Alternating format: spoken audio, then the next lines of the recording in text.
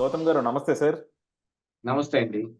Sir మన మిత్రుడు జడా శ్రవణ్ కుమార్ గారు అవును. మొన్నటి దాకా ఎలక్షన్‌ల దాకా మంచి కన్‌ఫ్యూజన్‌లో ఉన్నాడు. ఒకరోజు అవును. వైఎస్ఆర్‌సీపీ మాట, ఒకరోజు తెలుగుదేశం మాట, ఒకరోజు జడా శ్రవణ్ కుమార్ మాట. అలా రోజుకో మాట మాట్లాడి జనాల్లో అబాస్పాలయ్యాడు. సో, ఆహ్, ఆయన మంగళగిరిలో పాపం లోకేష్ గారి మీద పోటీ చేశారు. మరి దాని ఫలితం ఏమైందో అసలు ఆయనకి ఎన్ని ఓట్లొచ్చినాయో మనకు తెలీదు. కాకపోతే ఏంటంటే సార్ నిన్న ప్రెస్ మీట్ పెట్టి జడా శ్రవణ్ కుమార్ గారు పాపం చాలా ఆవేశపడతా ఉన్నారనమాట. ఆ రోజు పవన్ కళ్యాణ్ గారు ఇంతమంది వాలంటీర్ల వల్ల కొంతమంది అమ్మాయిల్ని విదేశాలకు పంపించేసారు. లేకపోతే తప్పిపోయారంటున్నారు. 30,000 మంది ఆహ్, అజ్ఞాతంలో ఉన్నారు. ఎక్కడికి పోయారో తెలియట్లేదు. దానంతటికి కారణం వాలంటీర్ల డా డేటా ఈ సంఘ విద్రోహ శక్తులకి అందించటం మూలానే అని చెప్పాడు పవన్ అవును. కళ్యాణ్. సో, ఇప్పుడు పవన్ కళ్యాణ్ గారు ఉన్నారు గాబట్టి వాళ్ళందరిని ఇన్వెస్టిగేట్ చేసి అదంతా లాగుతారా అని జెప్పి ఆయన ప్రశ్నించారు. సో, అలాగే కేంద్ర ప్రభుత్వం ఇప్పుడు మీతోనే ఉంది గాబట్టి, బీజేపీ గూడా మీతోనే ఉంది గాబట్టి, రాష్ట్రానికి రావాల్సిన నిధులు గూడా అన్నీ మీరు తీసుకొస్తారా? అమరావతిని కడతారా? పోలవరాన్ని కడతారా? అన్నారు. ఇయన్నీ బానే ఉన్నాయి గాని సార్, అంటే నాకు అర్థం కానిదేంటంటే ఒక్కటే అన్నమాట. జడా శ్రవణ్ కుమార్ గారు మీరు నుంచుంటే ఒకవైపు నుంచోండి. లేదంటే ప్రతిపక్ష పాత్ర పోషించండి. అందులో తప్పు లేదు. కాకపోతే మొన్నటిదాకా ఒక మాట మాట్లాడి, ఇవాళ ఒక మాట మాట్లాడటం, ఎటు మాట్లాడుతున్నారో తెలియకపోవటం, దానివల్ల ఒక అంటే దళిత వాయిస్ అన్నది ఒకటి అనవసరంగా మీ వల్లే ఆహ్, దెబ్బతింటుందేమో అనిపిస్తుందనమాట. ఎందుకంటే మొన్నటిదాకా జడా శ్రవణ్ కుమార్ గారిని నమ్ముకున్నోళ్ళు చాలా మందున్నారు. ఈయనతో ఉంటే మనము బాగుపడతాము. ఈయన చెప్పే దాంట్లో నిజం ఉందనుకునే వాళ్ళున్నారు. కానీ ఈయన అటు ఇటు మాట మార్చడం వల్ల ఈయన మీద క్లారిటీ లేదు గదా! ఈయన ఎనకాల ఎళ్తే మనకేం వస్తదిలే అనుకునే వాళ్ళు కూడా చాలా మందున్నారు. సో, జడా శ్రవణ్ కుమార్ గారి ప్రవర్తన మీద చెప్పండి సార్ అసల. ఎందుకంటే ఈయన చెప్పినంత మాత్రాన ఇప్పుడు పవన్ కళ్యాణ్ గారు ఇన్వెస్టిగేషన్ చేస్తారని గాదు. లేకపోతే ఈళ్ళు చెప్తేనే చంద్రబాబు గారు తీసుకొస్తారని గాదు. ఆ జరిగే పనులు ఎలాగో జరుగుతా ఉంటాయి. అసలు జడా శ్రవణ్ కుమార్ గారు రాజకీయాల్లోకొచ్చి ఎందుకు ఇలా అంటే చదువుకున్న వాళ్ళు గూడా ఆయన జడ్జిగా పనిచేశారు. లాయర్‌గా చదువుకున్నారు. ఎల్ఎల్‌బీ చదువుకున్నారు. అలాంటి వాళ్ళు గూడా ఎందుకు రాజకీయాల్లో ఇంత దారుణంగా తప్పటడుగులేస్తున్నారు? యాక్చువల్‌గా ఆయన ప్రెస్ మీట్ పెట్టొచ్చు. వీటన్నిటిని ప్రశ్నించొచ్చు. తప్పేమి లేదు. యాక్చువల్‌గా చెప్పాలి అని అనుకుంటే. కాకపోతే ఆయన ఇప్పటిదాకా తీసుకున్న స్టాండ్స్ ఒకసారి జగన్మోహన్ రెడ్డి మీద వీరోచితమైన పోరాటం చేస్తున్న వీర యోధుడిలాగా, ఆ తరువాత అసలు అబ్బెబ్బే జగన్మోహన్ రెడ్డి గాదు. ఉన్న తప్పు మొత్తం చంద్రబాబే చేసేసి వెళ్ళిపోయాడు. అందుకనే జగన్మోహన్ రెడ్డి ఏమి చేయకుండా ఉన్నా గూడా ఆయన మీద నిందొస్తుంది అనే రకంగా మాట్లాడే దాని కోసం గాని, ఆయన తీసుకున్న స్టాండ్స్ ప్రకారంగా ఇప్పుడు ప్రజలందరూ అంటున్న మాట, "నువ్వెవడివోయ్ అసలు ఈ మాట మాట్లాడటానికి? నీకేం అర్హతుంది?" అని ప్రజలనుకుంటున్నారు. నాకైతే ఏం ఉద్దేశ్యం లేదు. నాకు ఆయన మంచి ఫ్రెండ్ గూడా. మాట్లాడొచ్చు. ప్రెస్ మీట్ పెట్టొచ్చు అనేదే నా ఉద్దేశ్యం. కాపోతే ప్రజలనుకుంటుందది.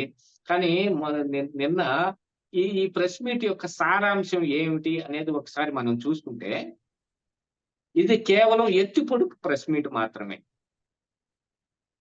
మీరు గూడా ఏం జేస్తారో మేము చూస్తాంగా అంటారు. ఇప్పుడు ఇది వా ఇప్పుడు ఒక సీరీస్ ఆఫ్ గేమ్స్ ఆడుతున్నామనుకోండి. ఫస్టు 1, 2 గేములు వరుసగా మన ప్రత్యర్థి కొట్టాడనుకో, మనకు కూడా కసి ఒకటుంటది. అరే! మనం గెలవకుండా వాడు గెలుస్తున్నాడే అని కసి ఒకటుంటది. ఆ ఉన్న తర్వాత దాన్ని సర్దిపుచ్చుకోవటానికి, మనలో ఉత్సాహం తెచ్చుకుంటానికి మనం ఏమంటాం, "ఈ 2 గేములు అయిపోతే అయిపోయిందా? ఇంకా చాలా ముందుందిగా అయన్నీ ఎట్టగొడతారో చూస్తాం" అని ఎవడన్నా ఆ ప్రత్యర్థి పార్టీ నుంచి ఆ టీమ్ నుంచి ఎవడన్నా వస్తే ఆ! ఇంతటితోటి అయిపోయిద్దా? ఇంకా తర్వాత గేములు ఎలా గెలుస్తారో మేము చూస్తాం అనంటే ఎట్టుంటది? ఇప్పుడు 'జడ శ్రావణ్ కుమార్' మాట్లాడే మాట కూడా అట్టాగనే ఉంటది. ఇప్పుడు ఆయన తేలేదు. పవన్ కళ్యాణు తీసుకొని రాలేదు. ఆ 30,000 మంది ఎవరి గురించైతే ఆహ్, మిస్ అయిపోయిన ఆడవాళ్ళు, ఒంటరి స్త్రీలు వాళ్ళ గురించి మాట్లాడాడో ఆయన తీసుకొని రాలేదండి. 'జడ శ్రావణ్ కుమార్' ఏం జేస్తాడు? మీరేం జేస్తారు సార్? అది జెప్పండి. ప్రశ్నిస్తాం. వాళ్ళ గురించి మీరు పోరాటం జేస్తారా? పోరాటం అంటే ఏంటి? గట్టిగా టీవీల్లో కూర్చొని ఆహ్, మన నాయకులు ఎవరైతే ఉన్నారో వాళ్ళను మంత్రులు ఎవరైతే ఉన్నారో వాళ్ళను తిట్టటం గాదు గదా! పోరాటం అంటే. కొన్ని మనం వీడియోలు ఎందుకు చేస్తాము అనంటే, ప్రభుత్వం చేస్తున్న తప్పుల్ని ఎత్తి చూపించటానికి, అది ప్రజలకు అర్థం కావటానికి.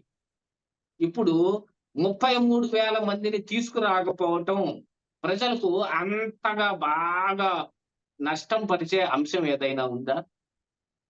ఇక పోలవరం గాని, అమరావతి గాని, అమరావతి ఇప్పుడు పోలవరం ఉన్న స్టేటస్‌కి మొన్న చంద్రబాబు నాయుడు ఎళ్లి వెరిఫై చేసి వచ్చిన తర్వాత, దాంట్లో తెలిసిన అసలు అంశాలు ఏమిటి అనంటే, పోలవరం ఇప్పుడప్పుడే పూర్తి కాదు. తెలుసుగా? దాన్ని అంత డ్యామేజ్ చేశారు. ఇప్పుడప్పుడే పూర్తి కాదు. ఆ పూర్తవ్వటానికి కనీసం 4 ఏళ్ళు పట్టొచ్చేమో అని చంద్రబాబు నాయుడే అన్నారు. మరి 4 ఏళ్ళు వెయిట్ చేసి 4 ఏళ్ళు అన్నాడు గదా! 4 ఏళ్ళు వెయిట్ చేసి ఆ తర్వాత ఈ శ్రావణ్ కుమార్ మాట్లాడతాడా పోలవరం మీద? అట్లాంటిదేముండదుగా. ఈళ్ళకి 6 నెలలు హనీమూన్ పీరియడు. తర్వాత చూపిస్తా నా తడాకా అని కూడా అన్నాడు ఆ ప్రెస్ మీట్‌లో. అంటే 6 నెలల తర్వాత ఇక పోరాటానికి దిగుతాడని. టీవీలో కూర్చొని ఇక తిట్టం మొదలుపెడతాడని. మిగతా వాళ్ళు ప్రెస్ మీట్‌లు పెట్టి అందరిని ప్రశ్నిస్తా ఉంటాడని. ఇదేగా 6 నెలలు హనీమూన్ పీరియడ్ అంటే. నాది ఉద్దేశంలో హనీమూన్ పీరియడ్ ఏది ఉండదండి. హనీమూన్ పీరియడ్ ఎందుకుంటుంది? వచ్చేదేంటి? వాళ్ళు సర్దుకునేదేంటి? అక్కడున్నాయి, ఇక్కడున్నాయి అని చూసుకునేదేంటి? ప్రభుత్వం కంటిన్యూయస్ ప్రాసెసు. ఈ వచ్చేవాడు కొత్తోడు. ఉన్న అధికారి కొత్తోడు గాదు.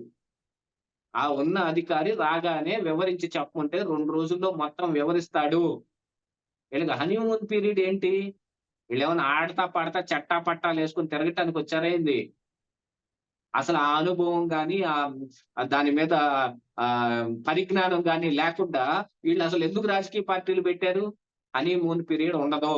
రాగానే చెయ్యాలి.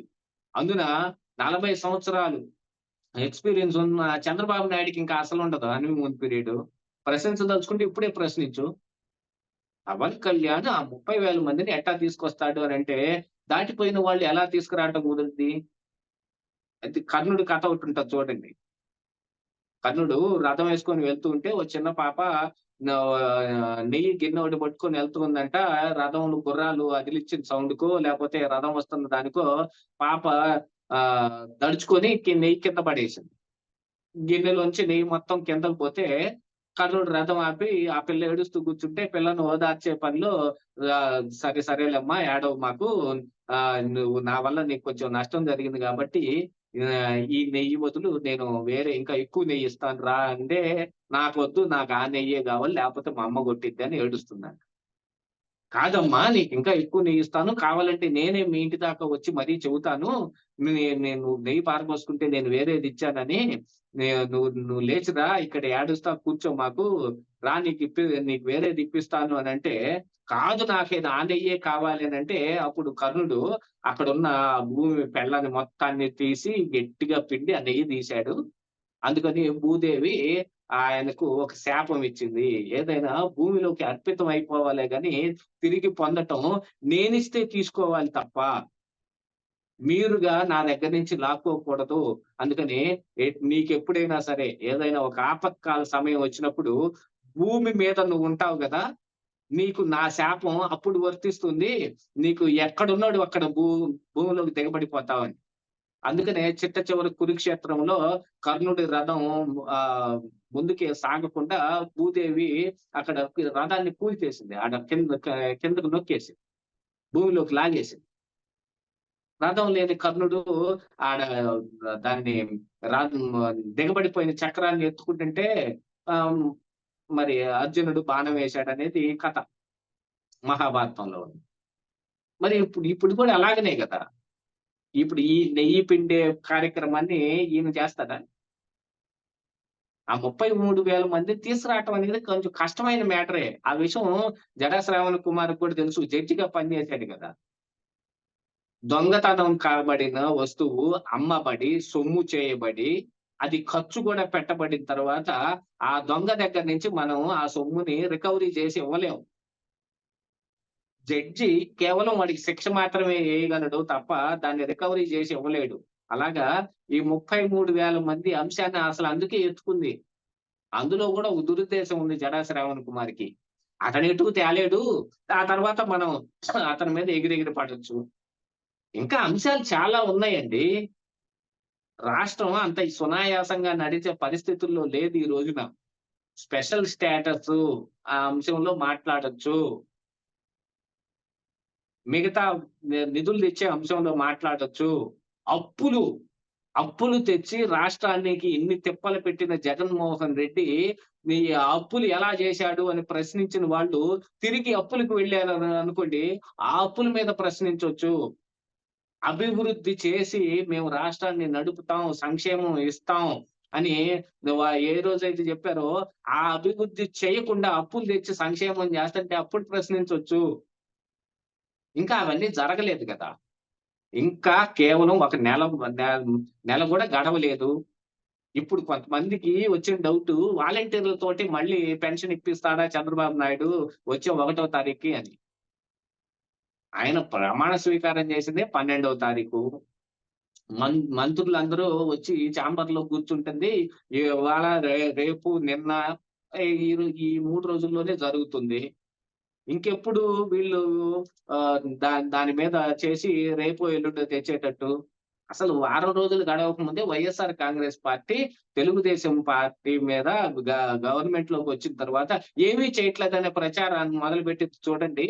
అంత తొందర పడుతున్నాడు జడ శ్రావణ్ కుమార్. అంటే దీని వెనక అందరికి నా ఉద్దేశ్యం ఏంటనేది అర్థమై ఉండాలి. అంటే వైఎస్ఆర్ కాంగ్రెస్ పార్టీ అడుగు జాడల్లో ఇంకా శ్రావణ్ కుమార్ నడుస్తూనే ఉన్నాడు. కేవలం వాళ్ళ ప్రోద్బలంతోటే ఈ ప్రెస్ మీట్ కూడా పెట్టటం జరిగింది అనేది. అంతకు మించి వేరే ఏం కనపడలేదు ఇందులో ఈ ప్రెస్ మీటు. హనీమూన్ పీరియడ్ నడుస్తుంది అని జడ శ్రావణ్ కుమార్ ఎప్పుడైతే చెప్పాడో, హనీమూన్ పీరియడ్ అయిపోయిన దాకా ఆగి పెట్టాలి ప్రెస్ మీటు. ఎందుకు చేయలేదని ప్రెస్ మీట్ పెట్టాలి. నేను ఆ రోజు ప్రశ్నిస్తానని ఈ రోజు ఎందుకు ప్రెస్ మీట్ నీకు? అదే ఎవడు ఇంకా పెట్టుకున్నాడు నీకు ప్రెస్ మీట్? ఇంకా ప్రమాణ స్వీకారం కూడా చేయకుండానే. ప్రమాణ స్వీకారాలు కూడా చేయకుండానే. హ్మ్.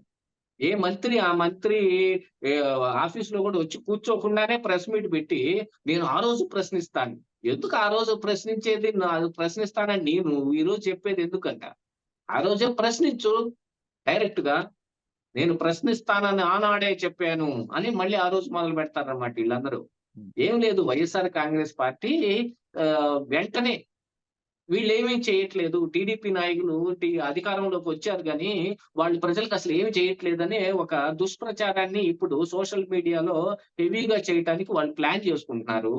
చిన్న చిన్నగా అయ్యే మాటలు మాట్లాడుతున్నారు. నేను పొద్దున మహా న్యూస్ డిబేట్‌లో కూడా పాల్గొంటే, దానికొచ్చిన ఒక వైఎస్ఆర్ కాంగ్రెస్ పార్టీ నాయకుడు కూడా ఏ మాటలు మాట్లాడుతున్నాడు. హ్మ్. ఆ మాటల్లో జడా శ్రావణ్ కుమార్ మాట్లాడే మాటలకి పెద్ద వ్యత్యాసం ఏమీ లేకుండా ఉంది. అంటే ఇంకా వైఎస్ఆర్ పార్టీ అడుగుజాడల్లోనే నడుస్తూ ఉన్నాడనేది నాకనిపిస్తా ఉంది. ఏం ఇందులో ఈయన ప్రశ్నించే దానికి, వాళ్ళు మాట్లాడుతున్న దానికి ఏ మాత్రాన వ్యత్యాసం ఏమీ లేకుండా ఉండటం మూలాన ఈ అనుమానం కలుగుతుంది. అసలు చంద్రబాబు నాయుడిని ఏ రోజైతే విభేదించి బయటకొచ్చాడో, ఆ రోజు నుంచి మీడియాలో కనపడటం మానేసాడాయన. మరి అలాంటి ఆయన మరి ఎలక్షన్‌కి ఏం ప్రచారం చేశాడో, ఎటువంటి ప్రచారం చేశాడో గూడా తెలియని ఆయన, ఇప్పుడు నేనొచ్చి ప్రశ్నిస్తానంటే ప్రశ్నించండి. ఎప్పుడైనా ప్రశ్నించొచ్చు. నేను పలానా అప్పుడు ప్రశ్నిస్తాను, 6 నెలల తర్వాత ప్రశ్నిస్తానని ఇప్పుడెందుకు మాట్లాడతావు? అది అడుగుతున్నా నేను. ఇప్పుడు మాట్లాడాల్సిన అవసరం ఏమొచ్చింది మీకు? ఎవడు పెట్టమన్నాడు నిన్ను ఆ ప్రెస్ మీటు అని నా ఉద్దేశ్యం. యాహ్! డెఫినెట్‌గా సార్. ఎందుకంటే ఈయన కంపల్సరీ ఏంటంటే మొత్తం ఈళ్ళు రాగానే ఒక అక్కసుతో పెట్టినట్టే ప్రెస్ మీట్ ఉంది. అంటే ప్రెస్ మీట్ మీరు చెప్పినట్టు ప్రెస్ మీట్ పెట్టుకోవచ్చు. దాన్నెవరు కాదనరు. కానీ ప్రెస్ మీట్ ఆబ్జెక్టివ్ ఏంటి? వాళ్ళు ఇప్పటికి ఇంకా ప్రమాణ స్వీకారాలు చేయలే. ఇంకా ఎమ్మెల్యేగా ప్రమాణ స్వీకారం చేయలే. ఇప్పుడిప్పుడే చార్జీలు తీసుకుంటున్నారు. వచ్చేసి నువ్వు ఈ రోజే హడావుడి చేస్తే ఎలా?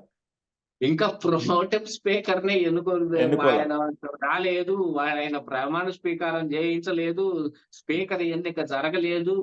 హుహు. పోనీ కేంద్రంలోనన్నా జరిగిందా? ఆడ కూడా ఏం జరగలేదు కదండీ! అదే. ఆ! వాళ్ళని ఏం హ్మ్. ప్రశ్నించడానికి కూడా ఒక సమయం, సందర్భ శుద్ధి ఉండాలి అంటారు. ఆ! నువ్వు హనీమూన్ పీరియడ్ 6 అది నెలలు ఇవ్వక్కర్లా. కనీసం 2 నెలలన్నా వాళ్ళు మొత్తం సెటిల్ అయినాకొచ్చి నువ్వు మాట్లాడితే అర్థం ఉంటది. హ్మ్. ఆ! ఈరోజు జగన్‌మోహన్ రెడ్డి చెప్పాడు కదా! అని చెప్పేసి నువ్వొచ్చేసి మీడియా ముందు మాట్లాడితే ఎలా ఉంటది? ఆ! హ్మ్. మొన్న యేసుకుంటాను మన దగ్గర సూటు, టై ఉన్నాయి గదా! అని కట్టుకొని వచ్చేసాడాయన. హుహు. యాహ్! Okay sir. లేకపోతే ప్రెస్ మీట్ యొక్క సారాంశం గాని, ఉద్దేశం గాని ఏం లేదు. హుహు. ప్రశ్నించేది ఉంటే డైరెక్ట్ గా ప్రశ్నించండి. యాహ్! నేను ఫలానా అప్పుడు ప్రశ్నిస్తానని నువ్వు ముందుగా ఇంట్లో ఏం చెప్పాల్సిన పని లేదు మాకు. హుహు. ఎందుకు ఆ రోజు అందరం మేము మేము మేమందరం వచ్చి తెలసొక్కాలేసుకొని నీ ఎదురుగా నిలబడాలా ఏంటి? హుహు. టీవీలో చూస్తాం. ప్రశ్నించేదంటే గట్టిగా ప్రశ్నించండి. వాళ్ళు కాదు కూడదు అనుకుంటే కోర్టుకెళ్ళండి. పవన్ కళ్యాణ్ మీద మీకేమన్నా అనుమానం ఉంటే కోర్టుకెళ్ళండి. ఆయన ఎందుకు తేల్చడు? ఆయన చెప్పాడు కదా! అని.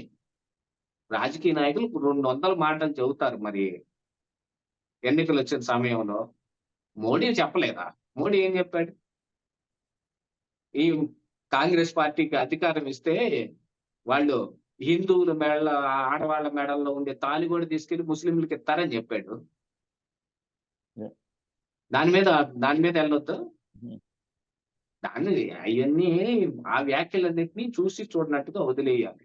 యాహ్! ఏదైనా నిర్ణయాత్మకమైనది మన ఆంధ్రప్రదేశ్ రాష్ట్రానికి అత్యంత అవసరమైనది అనే దాని మీద ఏదైనా ఒక మాట మాట్లాడితే ఎవరు ఏమనరు. పోలవరం మీద ఆ రోజు ప్రశ్నించండి. అమరావతి మీద ఆ రోజు ప్రశ్నించండి. ఎందుకంటే కట్టటానికి ఎంత సమయం పట్టిద్దో కూడా మీకు తెలుసు. హ్మ్. బూమ్ బుష్ అంటే ఆడ పోలవరం ప్రాజెక్టు తయారైపోదు. అమరావతి నవనగరాల నిర్మాణం జరిగిపోదు. దానికి పట్టే సమయం పట్టుతుంది. ఆ పట్టిన దాకా ఆగండి. లేదు ప్రశ్నిస్తానన్న అని మీకు ఉద్దేశం ఉందనుకోండి, ఈ రోజే ప్రశ్నించు. నేను ఫలానా అప్పుడు ప్రశ్నిస్తానంటే దాని ఎనకమాల ఉద్దేశ్యం ఏందో యాహ్! అది హ్మ్. చెబుతుంది. యాహ్! డెఫినిట్‌గా సార్. చూద్దాం. థాంక్ యూ అండి. Thank you very much sir.